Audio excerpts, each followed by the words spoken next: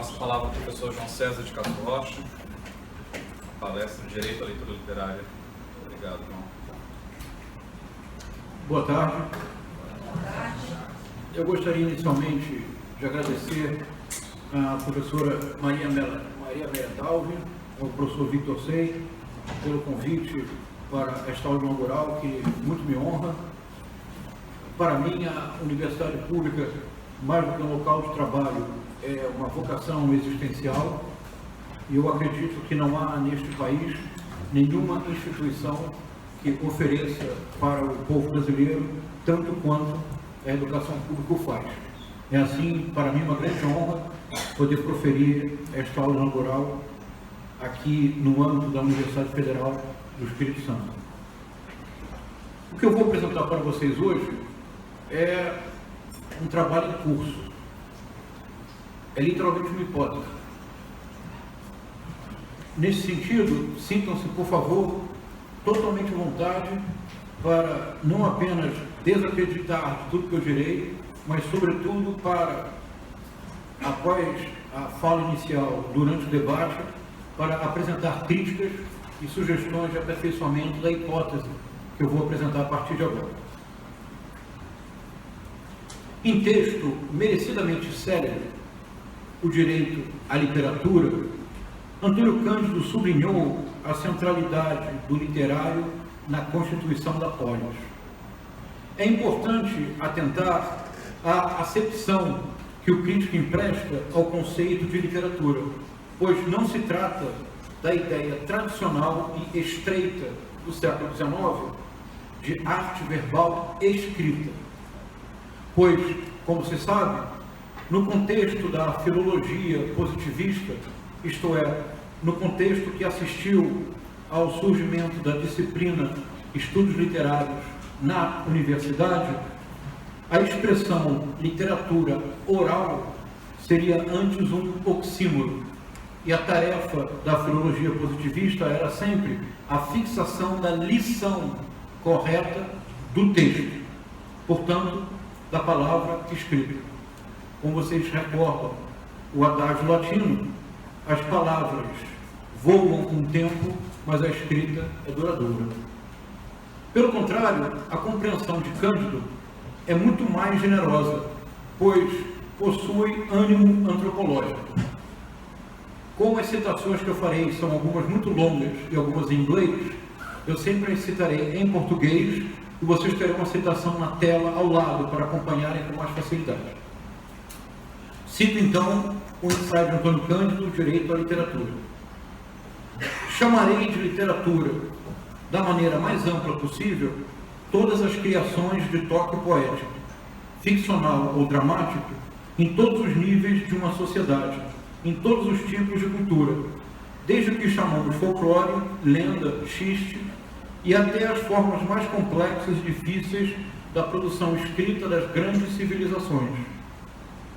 Ora, se ninguém pode passar 24 horas sem mergulhar no universo da ficção e da poesia, a literatura concebida no sentido amplo a que me referi parece corresponder a uma necessidade universal, que precisa ser satisfeita e cuja satisfação constitui um direito. Texto fundador para a reflexão que proponho nesta tarde. E, no entanto, texto que é preciso superar. Ao dizê-lo, quero chamar a atenção para um problema dos estudos literários no Brasil de hoje, 2020. É que precisamos aprender, finalmente, a propor novos paradigmas, novos modelos de leitura, novas conceituações, novos objetos, sem que isso signifique desconsiderar o muito que foi feito pelos nossos predecessores. Portanto, o gesto que me leva a dialogar e, no entanto, a buscar outros caminhos é o gesto que eu creio mais faz falta nos estudos literários hoje na Universidade Brasileira. Para Antônio Cândido, portanto, literatura não se reduz, por assim dizer, à tecnologia do alfabeto. Definição essa que seria fiel à etimologia. Literatura vem do grego gramática, que por sua vez vem de grama, que significa letra, que em latim redunda em litera, que dá literatura. A literatura, assim, portanto, seria uma tecnologia do alfabeto. Vale dizer, literatura, nessa acepção latina e grega, diz respeito a todo e qualquer texto escrito. Literatura, na acepção de Antônio Cândido, antes remete ao ato de conferir sentido ao caos do dia a dia, por meio da fabulação, ou seja, através da narrativização das coisas. As palavras aqui valem porque pesam em todos os registros, da anedota à epopeia, do provérbio ao romance, da oralidade à escrita. Nesse sentido, e sem exagero algum, o direito à literatura pode, no fundo deve, ser considerado tão básico quanto qualquer outro direito humano elementar. Não é apenas...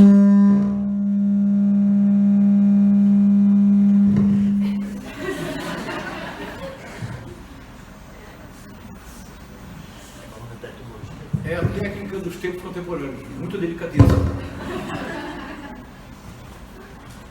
Não é apenas o exame que justifica uma vida, segundo o célebre preceito grego, mas também a habilidade em traduzir o universo em palavras próprias. Words.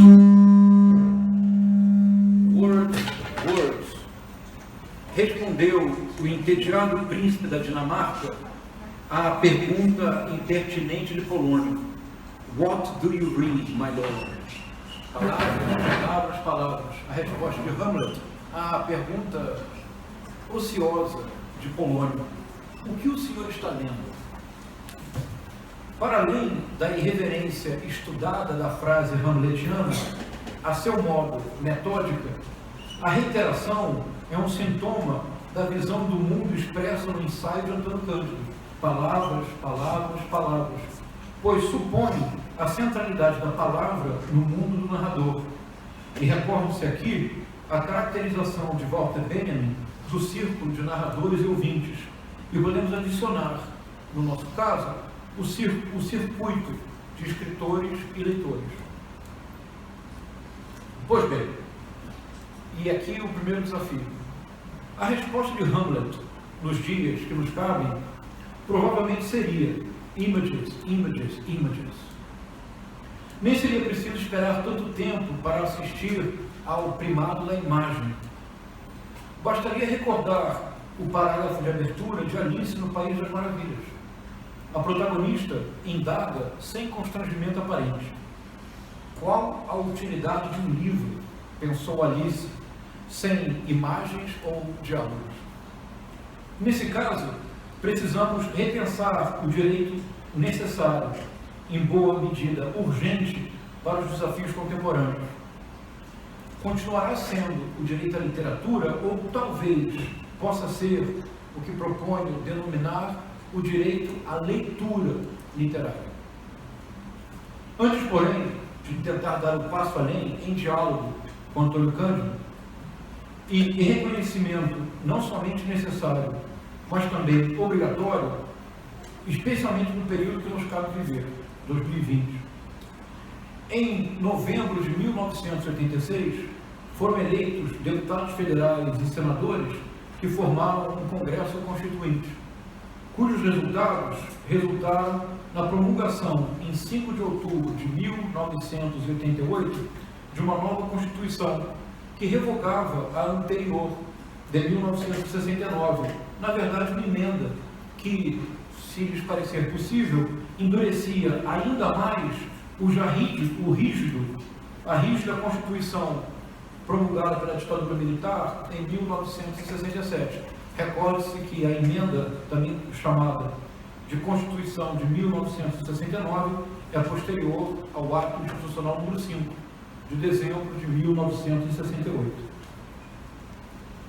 Isto é, a Constituição Cidadã, como foi chamada, porque, além de permitir pela primeira vez, desde a Lei Saraiva no Império, que o analfabeto votasse, não não que fosse eleito, mas que votasse, a Constituição Cidadã procurou salvaguardar as instituições da então redemocratização, de modo que ameaças de projetos autoritários que poderiam redundar em novas ditaduras nunca se concretizassem.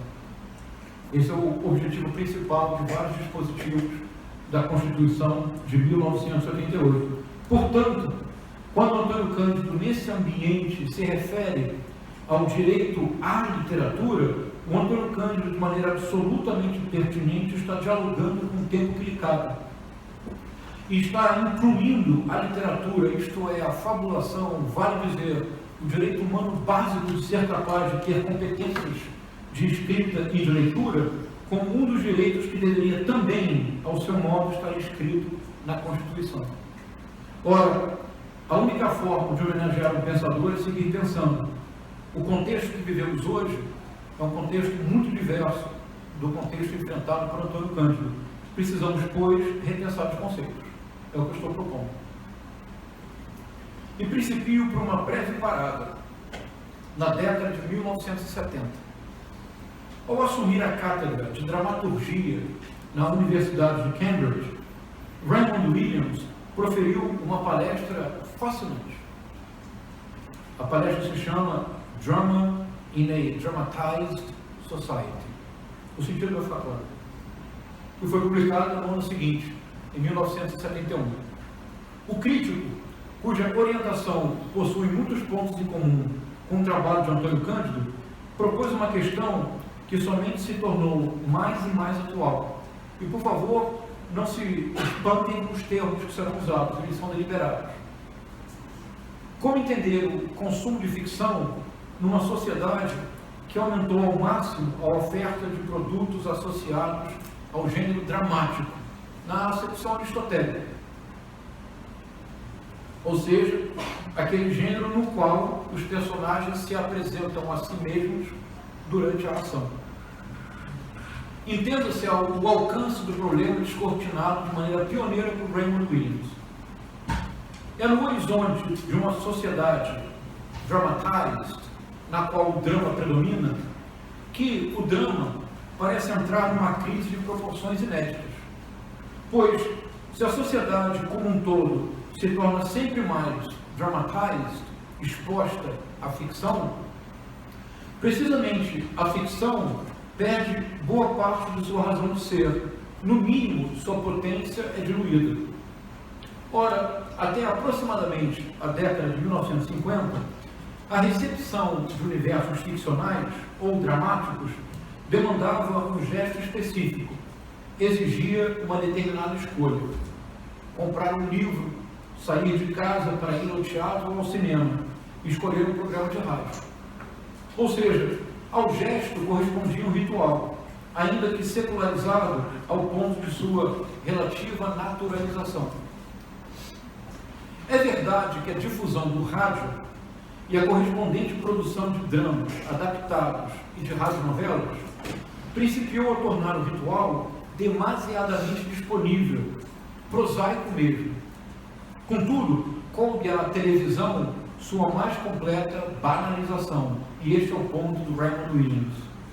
Agora, basta ligar o aparelho e o cotidiano dos telespectadores é invadido por um tsunami ininterrupto de telenovelas, séries, episódios especiais, filmes e, com um olhar otimista, também peças de teatro e ópera. E o que diria Raymond Williams se tivesse vivido para assistir à onipresença de reality shows e seus roteiros feitos sob medida? E vejam que não mencionei que, inclusive, as notícias e o entretenimento ganharam enquadramentos propriamente narrativos. Vale dizer, os jornais noticiosos, na verdade, produzem também, ao seu modo, roteiros e ficções. Um exemplo extremo: a obsessão com a estatística nas transmissões esportivas, proponho para a nossa reflexão, pouco tem a ver com números. Trata-se de dispositivo que propicia o milagre da reprodução de narrativas. O recorde finalmente será batido? Se não, corte. Breve história do seu estabelecimento. O recorde foi batido? Sim, corte. Breve reportagem sobre a preparação do atleta, temperada necessariamente com uma pitada de superação e um tanto de determinação. A nossa malfadada resiliência contemporânea. No modelo do Piniquim, nós sabemos que brasileiro nunca desiste, não é mesmo? Assim, esse mote se transforma numa matriz de previsíveis histórias sentimentais de superação. O mote é tonto, mas com uma funcionalidade excepcional na armação de esquemas narrativos de massa. Proponho, portanto, que a obsessão com as estatísticas do esporte nada tem a ver com a estatística em si, mas com a possibilidade de tornar o esporte também motivo de narrativização, de fabulação. Nesse sentido, como acabei de dizer, a voga contemporânea de reality shows de todas as modalidades desde sempre esteve anunciada na dinâmica de uma dramatized society. Isto é, e vale revisar, uma sociedade cuja produção de ficção e de drama se aproxima de uma autêntica overdose. E veja bem, Raymond Williams nem sequer podia imaginar a emergência do universo digital e, sobretudo, a explosão do fenômeno das redes sociais. Emergência e fenômeno, por sua vez, potencializados pela difusão global da telefonia celular, sem a qual o capitalismo globalizado financeiro não existe.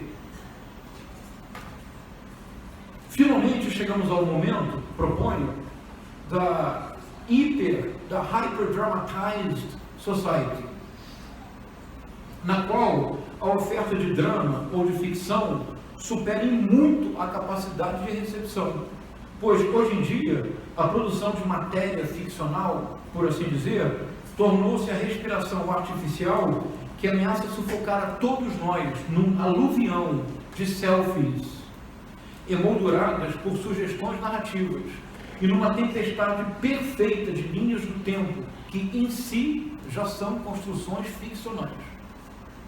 É como se o direito à literatura tivesse se tornado a nossa condenação. E não mencionei a questão chave do contemporâneo, questão com a qual eu encerrarei a nossa conversa hoje, e que de fato é a novidade do universo digital. É esta, não é outra qualquer, é esta. É a inédita simultaneidade entre ação registrada, sua transmissão imediata e a interpretação coetânea da ação no momento mesmo de sua ocorrência. Esta simultaneidade de um eixo que costumava ser definido pela defasagem temporal, é ela que produz o colapso da narrativa, é ela que, ao seu modo, faz com que, eu tenho certeza que vocês já me seguem e me antecipam, que as fake news, a pós-verdade e os fatos alternativos se inscrevam nessa mesma lógica.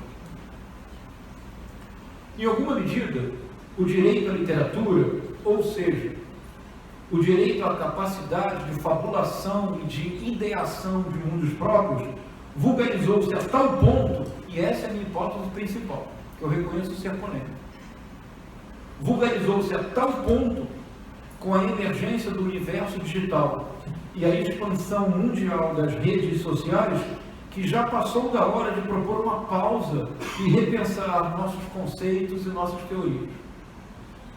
E não vale argumentar que o solipsismo da miríade de bolhas virtuais, essas mônadas que nunca leram Leibniz e, segundo os conservadores brasileiros, nunca leram nada, essas bolhas virtuais não podemos dizer que elas nada têm a ver com a perspectiva de Antônio Cândido, pois o caráter antropológico de sua abordagem não pode ser reduzido, digamos, aos aspectos solares da noção de direito à literatura.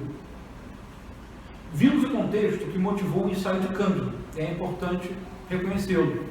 Em todo caso, uma brecha precisa ser aberta no primado da produção implícito no ensaio. Isto é, o ensaio do Antônio Cândido, por motivos compreensíveis, num período de redemocratização, após uma censura rígida, após uma repressão selvagem, levados adiante pela ditadura militar, era natural e mesmo desejável que Antônio Cândido destacasse o aspecto da produção implícito no direito à literatura.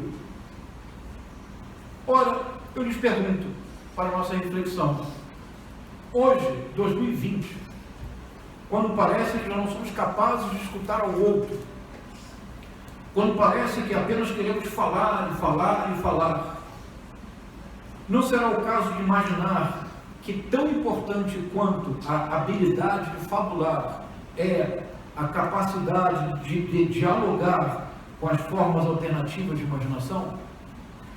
Tão importante quanto fabular, isto é, ter voz, não será também prestar ouvidos à voz do outro? A pergunta que motiva a minha reflexão. Por isso proponho que o desafio presente exige o desenvolvimento de uma nova ideia, o direito à leitura literária, a fim de substituir a ênfase na produção para uma consideração nova do ato de leitura e, sobretudo, da pluralidade irredutível de sua recepção. A razão pela qual a teoria literária sempre teve uma dificuldade intrínseca de lidar com a recepção é porque a recepção é o terreno no qual toda teoria encontra sua própria nova. A recepção é o território no qual toda teoria precisa reconhecer-se um olhar sobre um ângulo específico, e apenas isto. E não é necessário que seja mais do que isto.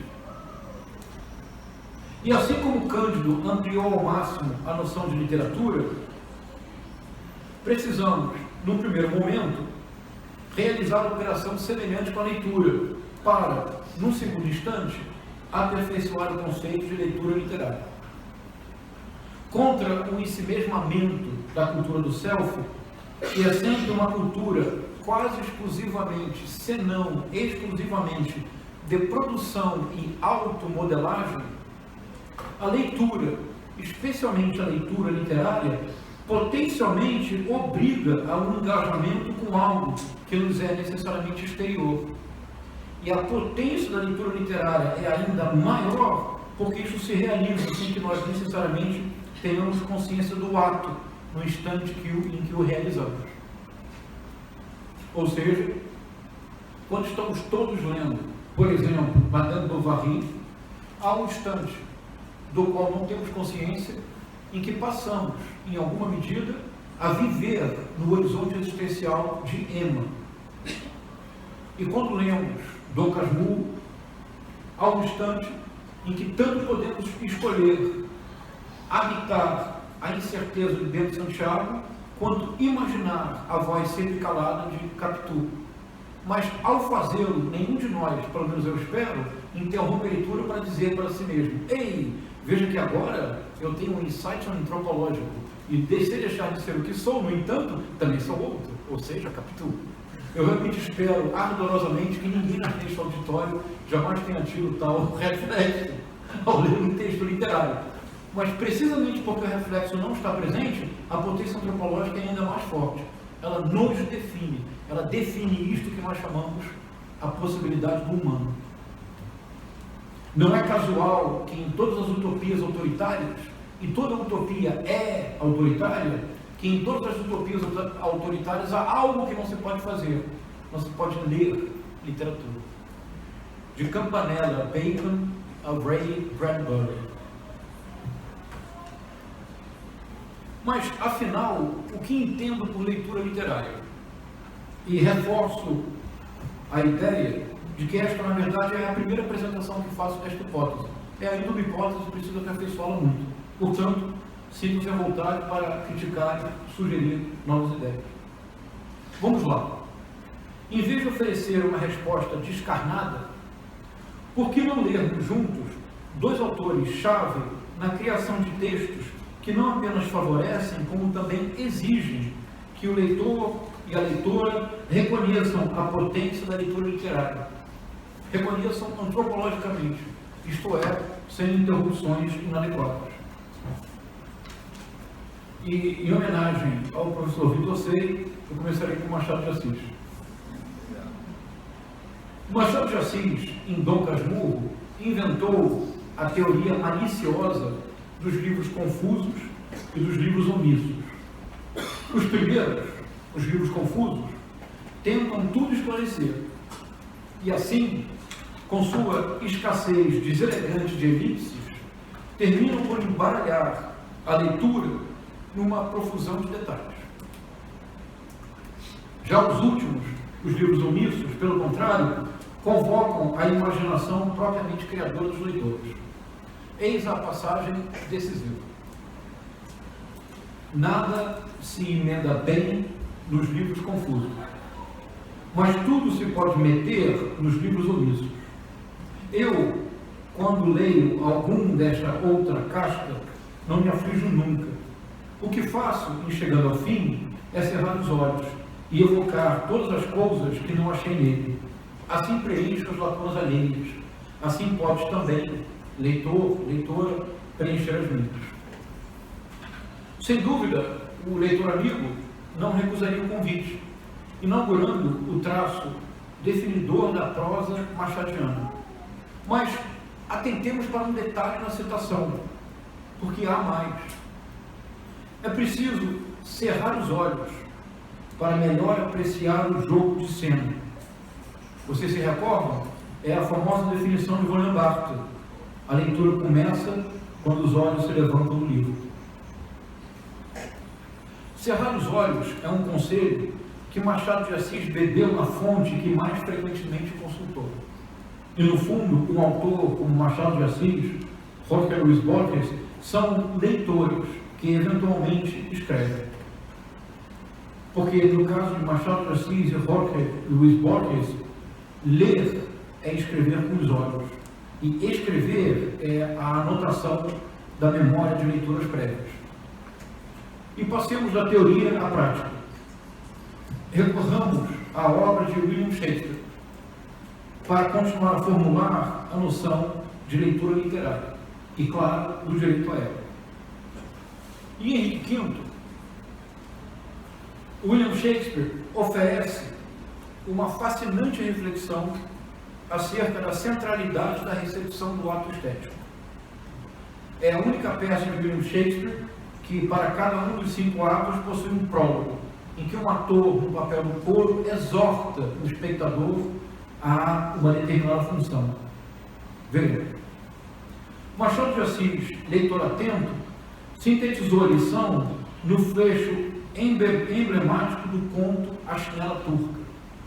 Nas palavras do narrador machadiano, o melhor drama está no espectador e não no palco.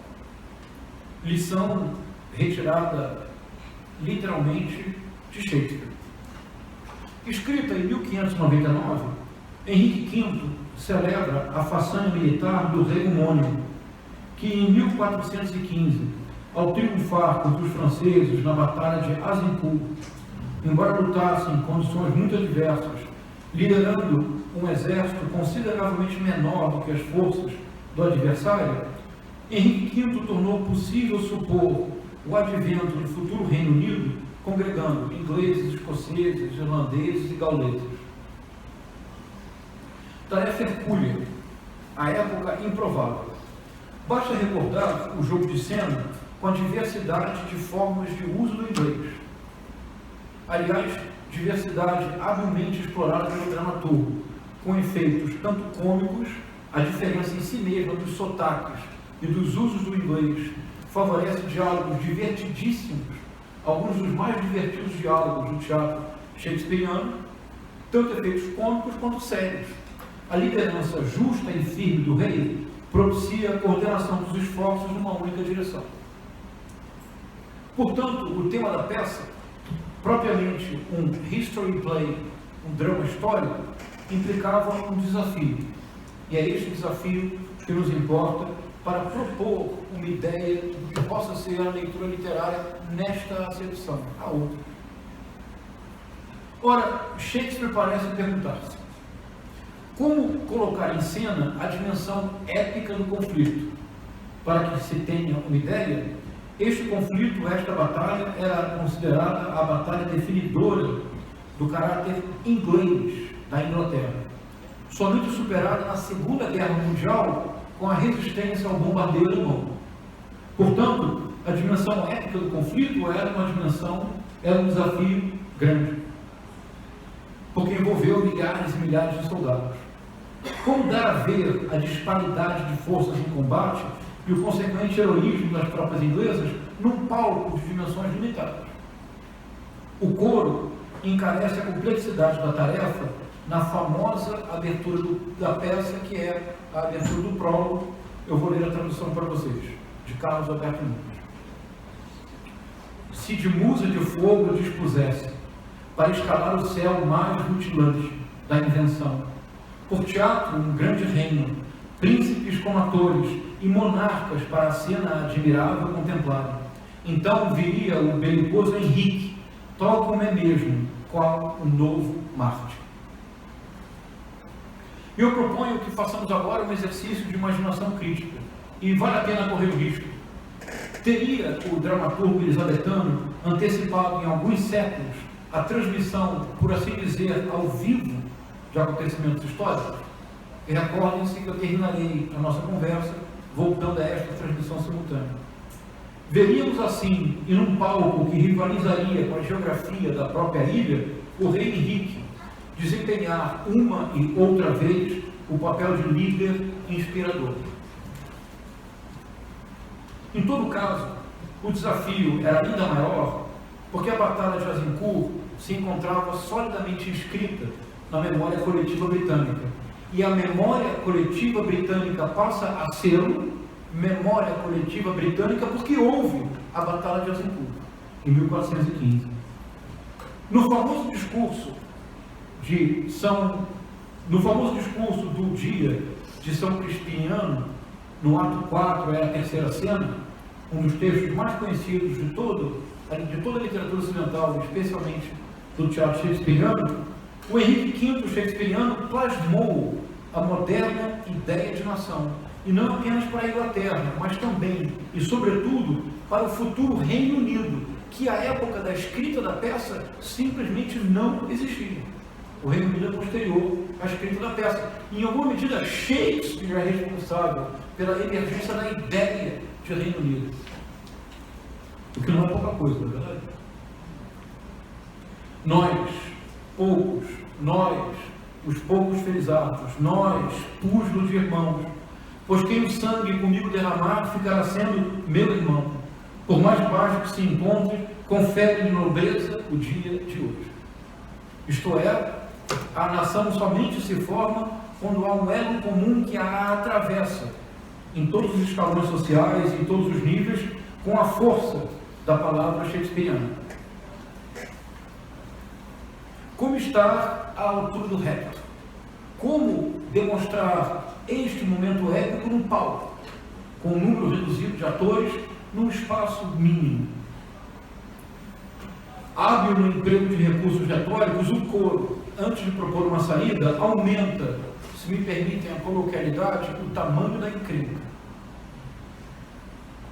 Mas, e surge a palavra-chave, mas, meus amáveis espectadores, perdoai o espírito pouco altanado que a ousadia teve de evocar tal assunto em tão ridícula armação.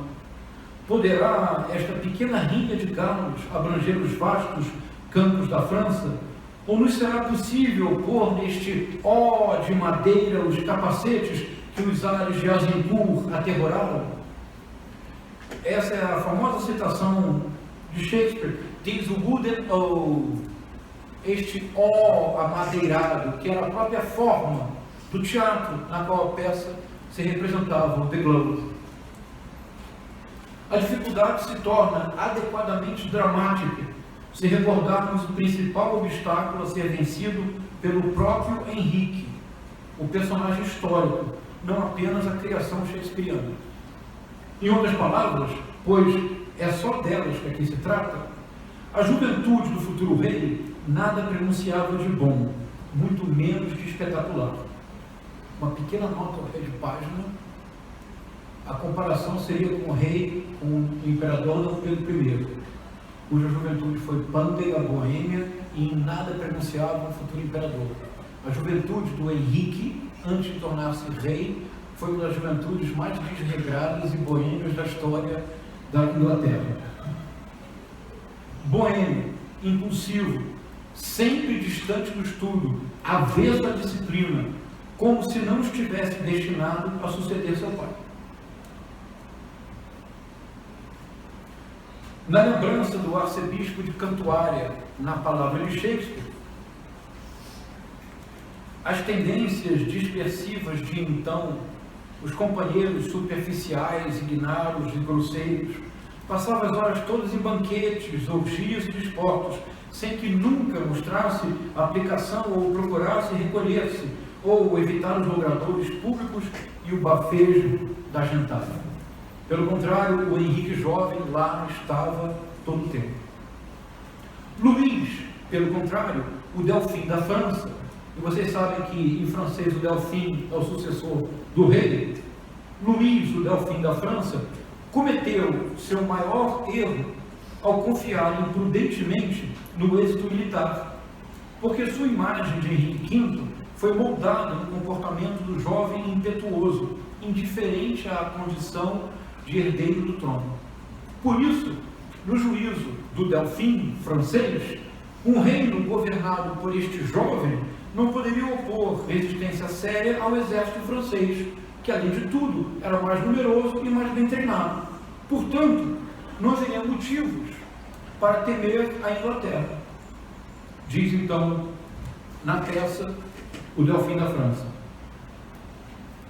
falando com seu pai, o rei: sim, meu soberano, de tal modo ela se acha governada, tão fantasticamente impunha o cetro, um moço vão, leviano e extravagante, que em seu rastro não segue o frio medo. Ou seja, o exército francês certamente teria uma vitória fácil. E repare na impecável carpintaria shakespeariana. O Delfim emprega duas das palavras usadas pelo arcebispo da Cantuária na caracterização do jovem Henrique: shallow e vain, superficial e vaidoso. Cartesiano, avant la lettre, o Delfim montou um silogismo rigoroso. A Inglaterra é governada por Henrique V. Henrique V foi um tolo em sua juventude. Ergo, logo, a Inglaterra será necessariamente derrotada.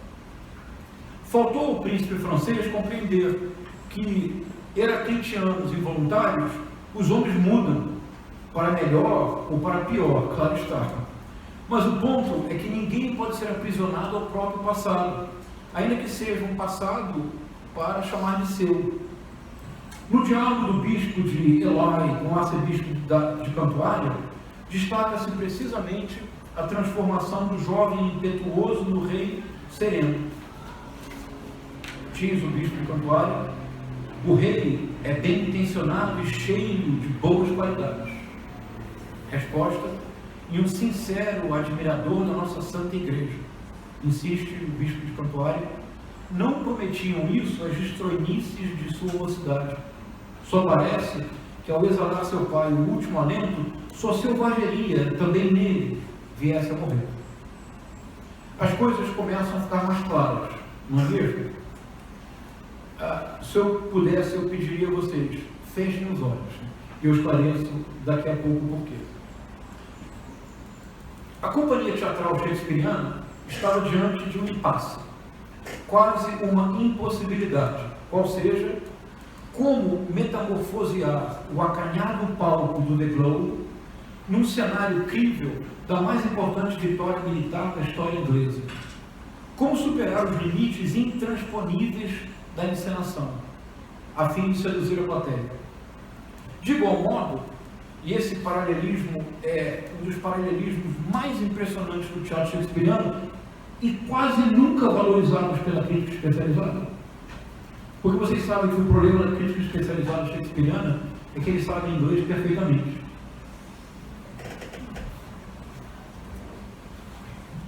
Quando você sabe perfeitamente algo, se perde geralmente o essencial.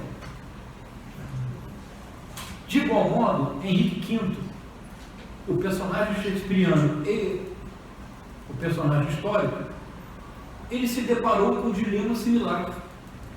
Por mais que ele tivesse mudado de atitude e finalmente tivesse entendido a natureza de sua função, ainda assim nunca havia enfrentado um adversário da magnitude do reino francês. Como ele reagiria na hora decisiva e como convencer aos seus soldados de que agora ele, aquele jovem, era o futuro grande rei, Henrique V, em tudo superior ao seu pai, Henrique IV, que havia chegado ao poder por uma usurpação e por isso passou todo o seu reinado assombrado pelo dilema da legitimidade que ele obteve. Isso é Shakespeare. Você me acompanha. Shakespeare surpreendeu uma homologia estrutural inesperada e profunda entre Henrique V e seu exército e o próprio dramaturgo e sua companhia teatral. Num e no outro caso, era incerto o êxito da tarefa, pois as adversidades eram consideradas. Como superá-las? Vem então a leitura literária. A resposta, como vimos, foi dada por Hamlet, em seu diálogo em aparência incoerente, mas cheio de método com Polônio. Nós vimos a sua resposta. O que o senhor está lendo? Palavras, palavras, palavras. Nessa irreverência encontra-se parte da resposta. De um lado, a palavra sempre precisa suprir deficiências objetivas. De outro, é indispensável que ouvidos atentos potencializem e mesmo completem o sentido. Isso vale para os soldados no campo de batalha, mas também para os espectadores do teatro. Assim como os soldados deveriam acreditar no discurso de Henrique V como a imagem de um possível reino unido ainda inexistente, os espectadores da peça precisavam aceitar o pacto especial proposto pelo dramaturgo. Retornemos ao prólogo e escutemos o apelo feito pelo coro. Oh, mil perdões que uma figura curva representa milhões em pouco espaço. Por isso, permiti que nós, os zeros desta importância imensa, trabalhemos para excitar a vossa fantasia. Eis o pacto. Fechar os olhos para melhor assistir ao espetáculo. O palco do The Globe, diz o Wooden Hall, é sem dúvida incapaz de rivalizar com o panorama grandioso da Batalha de Azincourt. Por isso mesmo, se o espectador não tiver os olhos bem fechados, então a impossibilidade cênica converte-se na potência máxima da experiência literária. E, ao mesmo tempo, permite que se formule um novo conceito de clássico, que importa muito para o conceito de leitura literária que eu proponho. Aceita o pacto, o coro explicita a tarefa inédita concedida à recepção. Shakespeare assim transforma a precariedade em arte. E é por isso que eu tenho proposto que nós somos culturas shakespearianas. E eu proponho mais. Eu proponho que somos nós, leitores não hegemônicos, brasileiros, guatemaltecos, turcos. Nós temos um Shakespeare para ler, que os ingleses, os norte-americanos, os alemães já não são capazes. Há um Shakespeare que nos pertence, é este.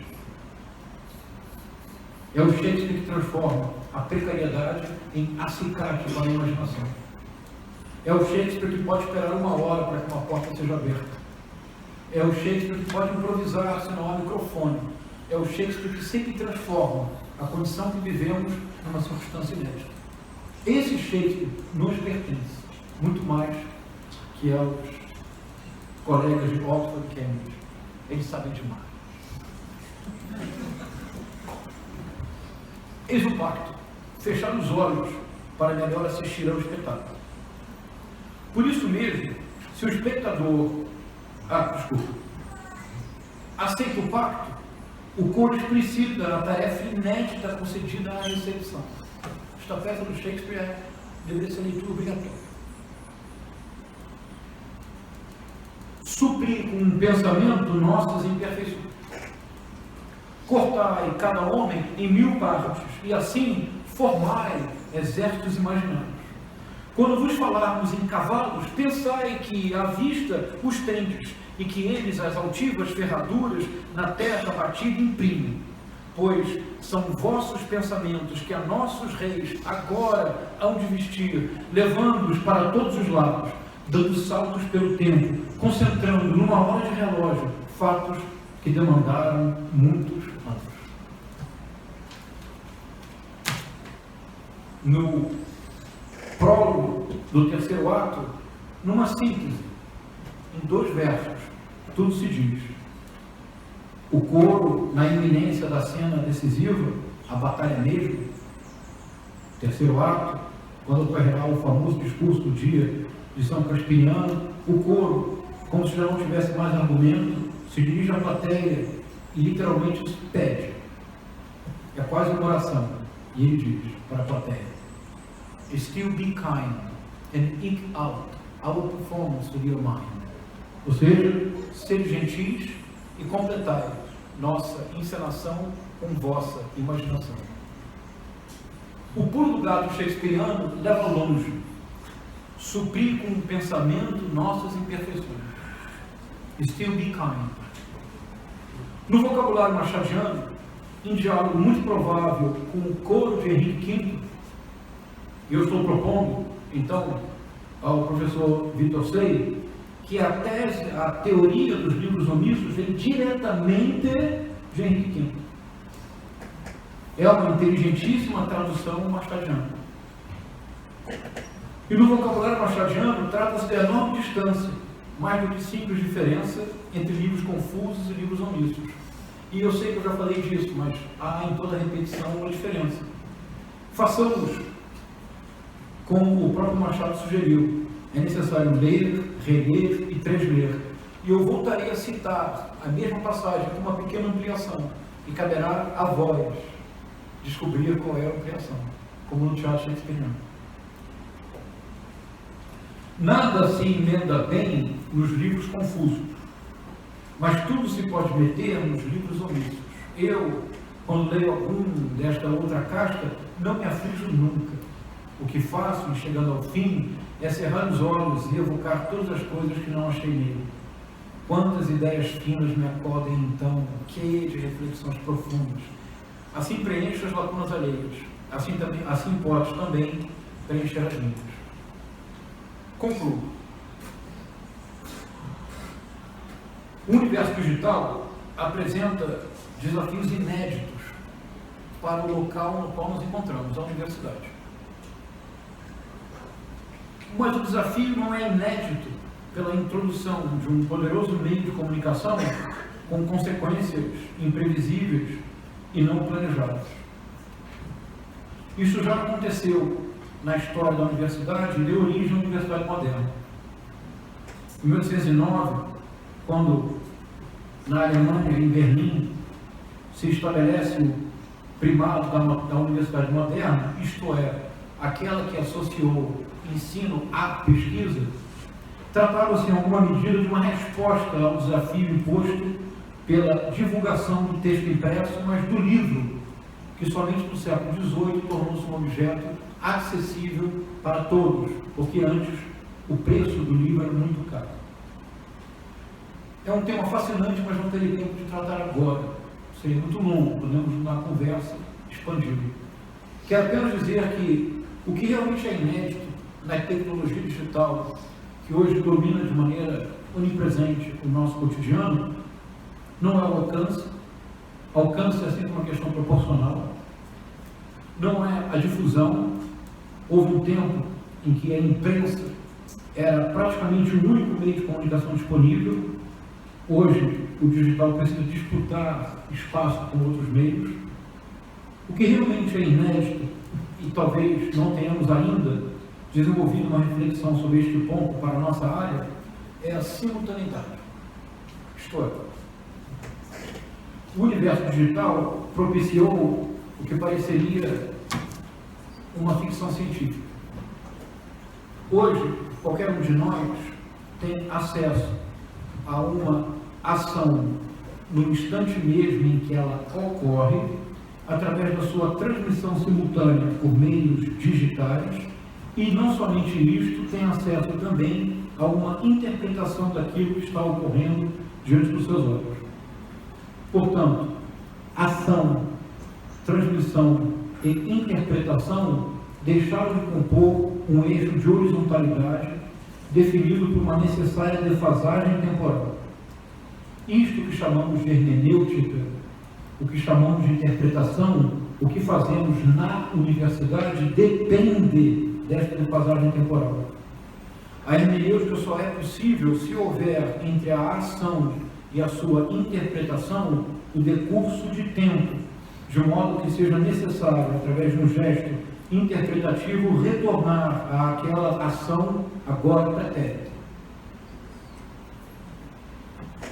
O tema é complexo e longo, fascinante. Eu vou resumi-lo a um único exemplo e vou concluir para escutá-los. Recordemos todos onde estávamos no 11 de setembro. Aqui muitos são jovens, não se recordarão. Mas muitos de nós ligamos a televisão na CNN e assistimos perplexos um avião que havia acabado de chocar-se contra uma torre. E escutávamos, igualmente perplexos, os comentaristas da CNN. E como havia uma simultaneidade que somente então nos demos conta entre a ação, a transmissão e a interpretação, não sabíamos o que pensar. Até que, num pequeno intervalo de tempo, não mais do que 8 minutos, um segundo avião chocou-se contra a segunda torre e ambas desabaram. Eu lhes proponho que o que entrou em colapso, na verdade, foi o modelo narrativo até então dominante. O que entrou em colapso foi a capacidade de produzir interpretação. A hermenêutica entrou em colapso naquele dia. E ainda hoje, 2020, não somos capazes de realmente dar conta do desafio maior. Como reagir a um tempo no qual ação, transmissão e interpretação ocorrem no eixo de simultaneidade? Esta é a novidade real da revolução digital. Esta é a novidade perturbadora do mundo em que vivemos, pois não é possível um ato interpretativo do simultâneo. Não é possível uma hermenêutica do aqui e agora. É necessário sempre a defasagem temporal, é necessário um tempo outro que não seja o tempo de uma absoluta agoridade para pensar, para escutar o outro, para dar-se conta de que há algo diante dos olhos que não apreendemos de todo. Sem esta defasagem temporal, sem essa distância que se abre entre 1, ato, 2, transmissão, 3, interpretação, estamos perdidos no mundo de 2020. A minha proposta é que a leitura literária inaugura uma relação outra com o tempo. A relação inaugurada pela leitura literária com o tempo é uma relação de pausa, é uma relação de suspensão do fluxo ininterrupto que domina hoje a cultura digital. É, sobretudo, o reconhecimento não explicitado, por isso mesmo mais forte por ser propriamente antropológico, da impossibilidade de ler a totalidade de um texto e interpretá-lo imediatamente. E todos nós sabemos que isto, que ainda chamamos de arte, é sempre uma maturação cuja temporalidade nos escapa. Nenhum de nós, de fato, domina um instante em que um poema finalmente se torna para nós não um verso, mas uma experiência. Nenhum de nós pode controlar o momento em que aquela cena do filme que vimos e que ainda nos impacta, nenhum de nós de fato controla o tempo exato em que aquela cena deixa de ser uma cena e passa a ser a encenação das nossas inquietações. A leitura literária, da maneira como eu a compreendo e tentei demonstrar, é talvez o direito mais urgente e mais necessário no mundo contemporâneo. Paradoxalmente, nesse instante em que parece que a literatura deixou de ter importância, paradoxalmente nesse instante que poderia parecer que os estudos literários são apenas uma ruína que se preserva, como todas as ruínas, no edifício alquebrado, ou seja, a universidade, é nesse instante mesmo, proponho, que nada é mais importante, nada é mais decisivo do que exercitar a potência antropológica da leitura literária. Muito obrigado.